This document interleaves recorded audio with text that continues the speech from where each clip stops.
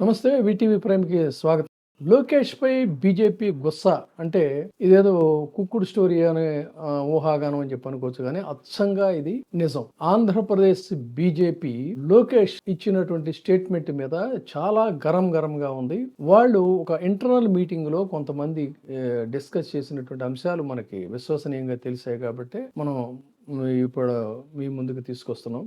ఏమిటి ఇది అన్నట్లయితే, నారావారిపల్లిలో సంక్రాంతి సంబరాల్లో పాల్గొన్నటువంటి మంత్రి లోకేష్ గారు ఆయన మీడియాతో మాట్లాడుతూ కొన్ని కీలకమైనటువంటి వ్యాఖ్యలు చేశారు. అందులో ఒక వ్యాఖ్య ఏంటి అన్నట్లయితే, మనం కూటమిలో మనది పెద్దన్న పాత్ర కాబట్టి ఎవరో ఆవేశంగా మాట్లాడినా కూడా కొంత మనం సంయమనం పాటించాలనేటువంటి రీతిలో ఆయన మాట్లాడారు. అయితే ఇది ఇంతకు ముందు వీడియోలో కూడా చెప్పుకున్నాం. ఇది పూర్తిగా ఏంటంటే పవన్ కళ్యాణ్ ప్రకటనలను దృష్టిలో ఉంచుకొని ఈయన ఈ మాట మాట్లాడాడు. కొంత మనం టాలరేట్ చేయాలి, సహనం వహిద్దాం అని చెప్పి అన్నారని. కానీ మనది పెద్దన్న పాత్ర కూటమిలో అన్న మాటల మీద బీజేపీ ఇప్పటికే పదవుల పందేరంలో కానీ ఇతరత్ర తమకు ప్రాధాన్యత ఇవ్వకపోవడం అనేటువంటి అంశాల్లో చాలా అసంతృప్తిగా ఉన్నటువంటి సంగతి మనకు తెలుసు. దాదాపుగా ఆ రాష్ట్ర పార్టీ అధ్యక్షురాలు పురంధేశ్వరి గారు అయితే చాలా కాలం నుంచి దాదాపుగా నిశ్శబ్దంగా ఉన్నారనే చెప్పాలి. వారు ఎంత తొందరగా ఈ బాధ్యత నుంచి తప్పుకుందామా, మనకి కేంద్రంలో ఇప్పుడు మంత్రి పదవి ఇస్తారా అన్న వైఖరిలోనే ఉన్నారు తప్ప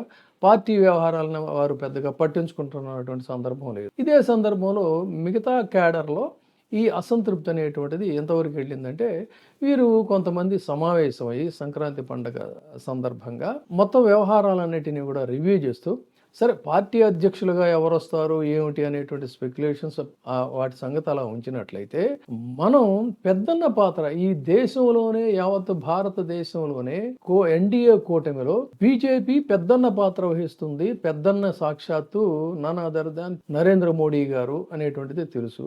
అలాంటిది కూటమిలో పెద్దన్న పాత్ర మాది అని ఎలా క్లెయిమ్ చేసుకుంటారు అనేటువంటిది వీళ్ళ ప్రశ్న. దీనికి ప్రతిగా టీడీపీ వారు చెప్పేది ఏంటంటే, ఈవెన్ ఎన్డీఏలో కూడా కేంద్రంలో కూడా ఇవాళ కేంద్ర ప్రభుత్వం మనగలుగుతుందంటే అది ఖచ్చితంగా మన మీదే ఆధారపడుతుంది కాబట్టి డెఫినెట్గా అక్కడైనా ఇక్కడైనా మనదే పెద్దన్న పాత్ర అని చెప్పని వాళ్ళు జబ్బలు తరుచుకుంటున్నారు.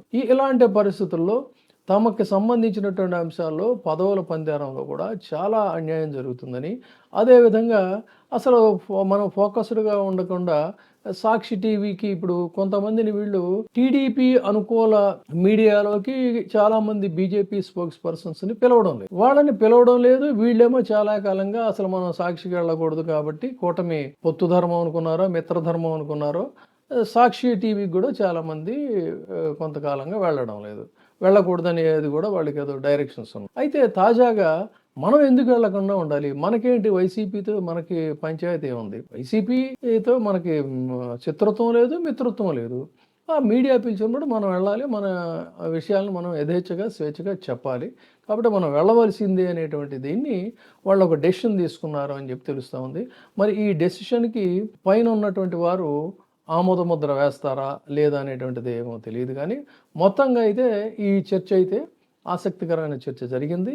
పెద్దన్న ఎవరు అనే దాని మీద కూడా ఈ అంశాన్ని ఢిల్లీ దృష్టికి కూడా తీసుకెళ్లాలని చెప్పి అనుకుంటున్నారు. నేను అనుకోవడం బహుశా ఢిల్లీ దృష్టికి తీసుకెళ్ళినా వాళ్ళు పెద్ద దీన్ని అంత సీరియస్గా అయితే తీసుకోరు.